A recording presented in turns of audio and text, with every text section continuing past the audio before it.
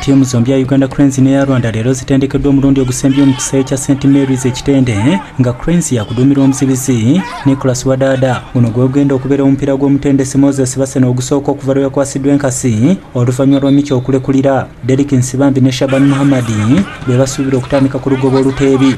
Patterns kubanga Shaban Lee yali taliwo yali agenze South Africa naye kati waali. He has been a member wa team, even in senior team.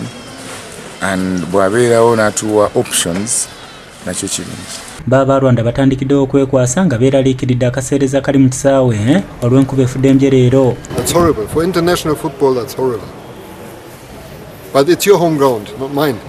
Ensiikene ya Uganda Cranes ne Rwanda ku St Mary's Kitende yankya mu luzannya olusooka olw'akasengejja akasembayo okusalawo ttiimu enaazanya mu mpaka za kyani ez'akamalirizo ezinaabeera Kenya omwaka ogujja. Empaka zino eza kyani z'empaka za Africa ezitakkirizibwa mu baprofessional.